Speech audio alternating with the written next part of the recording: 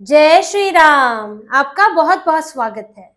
अरविंद केजरीवाल आजकल अपने दिल्ली के नेताओं से खूब बुरा भला सुन रहे हैं, खूब अपशब्द सुन रहे हैं, बल्कि यहाँ तक कह सकते हैं कि उनके नेता उन्हें छोड़कर भी जा रहे हैं और गालियां भी देकर जा रहे हैं। एक के बाद एक पार्टी से बड़े बड़े नेताओं की विदाई हो रही है और वहीं दिल्ली के लोग भी अरविंद केजरीवाल की पार्टी को रिजेक्ट कर रहे हैं, जैसा कि एमसीडी उपचुनाव में सामने आया। अभी हाल ही में इनको एक नेता राजेश गुप्ता छोड़कर गए, जो कि उपाध्यक्ष थे और अरविंद केजरीवाल को धोखेबाज कहकर गए कि मिलते नहीं हैं, फोन नहीं उठाते हैं, मेहनत का उनको कोई मेहनत की कद्र नहीं है। कई बातें उन्होंने कही और प्रेस कॉन्फ्रेंस में रो तक गए, उनके आंसू तक छलके जब उन्होंने बीजेपी ज्वाइन की और उन्होंने अरविंद केजरीवाल, सौरभ भारद्वाज, इन लोगों के नेक्सस की बात की कि कैसे बाकियों को साइड कर दिया गया है। दूसरा, इनके एक और विधायक आले मोहम्मद इकबाल, जो कि मटिया महल से विधायक है, उन्होंने अरविंद केजरीवाल को साजिश करने वाला, पैसों वाला, ताकतवर, अहंकारी, क्या क्या जो उनको नहीं कह दिया है। अब उनका नाम तो नहीं लिया है, लेकिन इशारा उसी तरफ है, पार्टी की तरफ है, और पार्टी चलाने वाले अरविंद केजरीवाल है। जो होता है पार्टी में वो अरविंद केजरीवाल की ही मर्जी से होता है। तो आले इकबाल तो नाराज चल रहे थे और उनके पिता मोहम्मद इकबाल वो तो पार्टी छोड़ चुके हैं। और आले इकबाल का भी ऐसा हाल है कि उन्होंने अपने बायो से, एक्स में अपने बायो से आम आदमी पार्टी हटा दिया है। अरविंद केजरीवाल के साथ फोटो हटा दिया, आप खुद देख सकते हैं।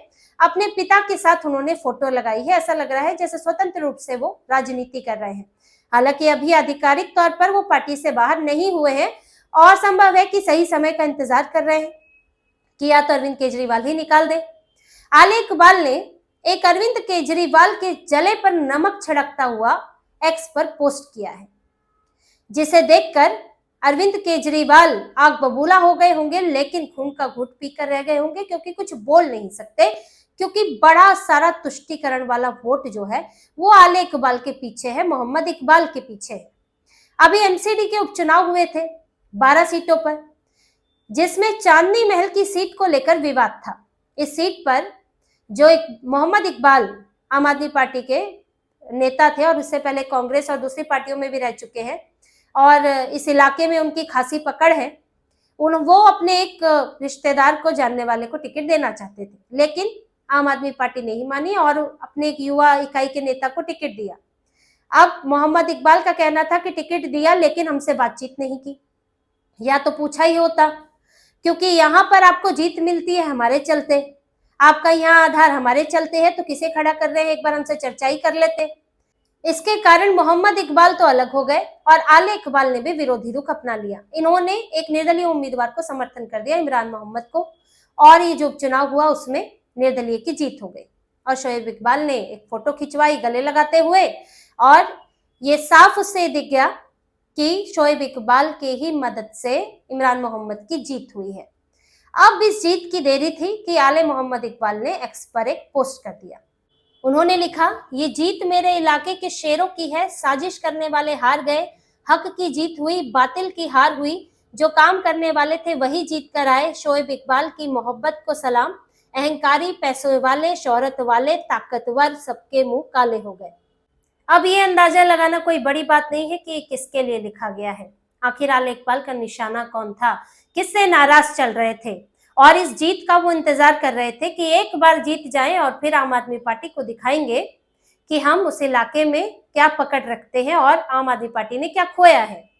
अब यहाँ तो इनका आधार कमजोर हो गया है और बहुत संभव है कि ये लोग कांग्रेस का रुख करें, क्योंकि कांग्रेस और आम आदमी पार्टी में यही हुआ। कांग्रेस का आधार जब खिसका तो वो गया आम आदमी पार्टी में, बीजेपी का जो आधार था वो तो रहा ही, और जब बढ़ा तो फिर वो जीती। लेकिन यहाँ कांग्रेस और आम आदमी पार्टी में बड़ा कंपटीशन रहा, कांग्रेस से खिसक के आम आदमी पार्टी में आया, मुसलमानों का वोट भी आया। अब यहाँ पर जब से ये हारे हैं तो इनका ये मुसलमानों का वोट खिसक रहा है और इसीलिए इनके एक बड़े नेता अब दूसरा रुख अपना रहे हैं। अब जब बात यहाँ तक आ गई है, साजिश करता, जुल्म करने वाला, ताकतवर, पैसे वाला, ये सब कहा जाने लगा है, तो फिर ये भी साफ है कि आले इकबाल अब ज्यादा दिन टिकने वाले नहीं है। और ये आम आदमी पार्टी के मौजूदा विधायक हैं, अगर ये जाते हैं तो पार्टी की विधायकों की संख्या भी कम होगी, एक संख्या तो कम ही होगी। और इसी तरह से देखिए शुरुआत होती है जब बड़े नेता जाना शुरू करते हैं। जब आने की शुरुआत होती है तो एक से देखकर दूसरे को भी लगता है कि हाँ, ये पार्टी जो है कुछ अच्छा करने वाली है, इसमें जाना चाहिए। और जो कश्ती डूबने वाली होती है उसे सब छोड़कर निकल जाते हैं। तो अब यही हो रहा है, डूबती कश्ती फिलहाल अरविंद केजरीवाल की है, तो उनको छोड़ छोड़कर पार्टी के नेता जा रहे हैं। राजेश गुप्ता उपाध्यक्ष गए, जैसा कि मैंने आपको बताया, कोई छोटा पद नहीं होता है। अरविंद केजरीवाल की एक अपनी टीम बन गई है, बाकी सब जो है किनारे हो गए हैं, और ऐसे में अरविंद केजरीवाल तक पहुंच मुश्किल हो गई है। फिर अब तो वो पंजाब में है, पंजाब ही देखने में लगे हुए हैं। दूसरा, एमसीडी के चुनाव का भी असर है। एमसीडी में भी बाई इलेक्शन हुए हैं 12 सीटों पर, जिसमें से 3 जीती आम आदमी पार्टी ने, 7 बीजेपी ने, 1 कांग्रेस और 1 निर्दलीय ने जीती है, जो कि भाई इमरान मोहम्मद है। अब आम आदमी पार्टी के पास पहले से ही 3 थी, लेकिन जब ये दोबारा लड़े तो भी 3 ही जीते। आप एमसीडी 2022 में जब हुआ था तो आप सबसे बड़ी पार्टी बनकर उभरे थे। एमसीडी में आपका बहुमत था, हालांकि बाद में आपके पार्षद छोड़कर चले गए, 15 पार्षदों ने तो एक साथ छोड़ दिया, उससे पहले भी कई 10-12 छोड़कर गए, और आप फिर वहां पर पार्टी में बहुमत से नीचे आ गए, अल्पसंख्यक हो गए। लेकिन कभी तो आप जीते थे, कुछ तो आधार होना चाहिए था आपका। लेकिन आप यहाँ पर सिर्फ 3 सीटों तक सिमट गए, ऊपर से 1 सीट नारायणा में मात्र 148 वोट से जीते।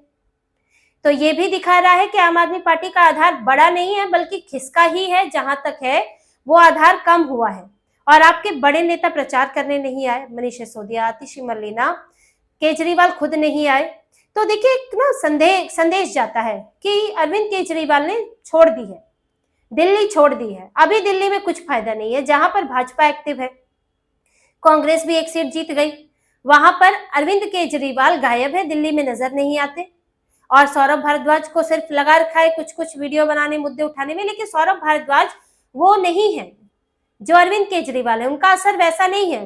वो भी उन्हीं नेताओं में से हैं पार्टी के जो अभी तक अरविंद केजरीवाल के पीछे पीछे चला करते थे। उनका तीसरे चौथे नंबर पे नाम आता था। तो अभी वो आप सर्वे सर्वा प्रदेश अध्यक्ष बना देंगे तो सर्वे सर्वा ऐसे ही नहीं बन जाएंगे, ना ही तो मीडिया में उस तरह से दिखने लगेंगे, मीडिया कवर करने लगेगा। तो बाहर भी वो असर कम है उनका, पार्टी के अंदर भी असर कम है। पार्टी के अंदर जो केजरीवाल की सुनी जाती है वो तो उतनी तो सौरभ भारद्वाज की सुनी नहीं जाएगी, और केजरीवाल इधर ध्यान भी नहीं दे रहे। तो इस वक्त पार्टी में खलबली है, मीटिंग हो रही है कि जो बागी है उन्हें बाहर का रास्ता दिखाया जाए, वरना तो संक्रमण और फैल जाएगा। लेकिन संक्रमण तो फैलना शुरू हो चुका है और कोई ध्यान इस तरफ नहीं दिया जा रहा है। केजरीवाल पंजाब में बिल्कुल वहां से नजर नहीं हटाना चाहते। भगवंत मान एक बार को निकल जाएंगे, लेकिन अरविंद केजरीवाल नहीं जाना चाहते हैं, क्योंकि पंजाब में सरकार है। दिल्ली में मिले ना मिले ये भी उन्हें लगता है कि बीजेपी हो सकता है दोबारा रिपीट कर ले, इन्होंने भी 2 बार रिपीट किया था। तो पंजाब कम से कम जीत ले, तो उन्हें उसकी चिंता ज्यादा सता रही है इस वक्त। तो आम आदमी पार्टी में हाल खराब है, दिल्ली के अंदर पार्टी बिखर रही है। अरविंद केजरीवाल को ये सब बातें सुननी पड़ रही है, नेता छोड़ छोड़ कर जा रहे हैं, पूर्व विधायक, उपाध्यक्ष, अब तो मौजूदा विधायक। तो आधार खिसक रहा है एक साथ अल्पसंख्यकों के बीच, यानी कि मुसलमानों के बीच भी आधार खिसक रहा है। और हिंदुओं को तो वैसे भी इनकी काफी हकीकत दिख गई। यहाँ दिल्ली में अपना सिखों का आधार ये खो चुके हैं, इसीलिए यहाँ पर इन्हें हार भी देखने को मिली। और ये चिंता भी इनको, यही चिंता सताई कि जब यहाँ ये हाल है तो पंजाब में क्या होगा। तो ये स्थितियां बन रही है अरविंद केजरीवाल की। अब यहाँ 2-2 हाथ में लेने के चक्कर में कि इधर भी मैं ले लूं, पंजाब भी मैं देख लूं, तो उनके हाथ से दिल्ली निकलती जा रही है। पंजाब डावाडोल है, भगवंत मान पर लोगों को भरोसा नहीं है, केजरीवाल की दखलंदाजी पार्टी के लोगों को पसंद नहीं आ रही है। तो फिलहाल ऐसे ही माहौल चल रहा है आम आदमी पार्टी के अंदर, कहीं और जीत नहीं सकते। जहां 2 बचे हैं वो भी हाथ से निकलने की स्थिति बन रही है। तो इसी तरह की और खबरें और विश्लेषण आपके लिए लाते रहेंगे, हमसे जुड़े रहिए, सब्सक्राइब कीजिए, कमेंट कीजिए। बहुत बहुत धन्यवाद। जय श्री राम।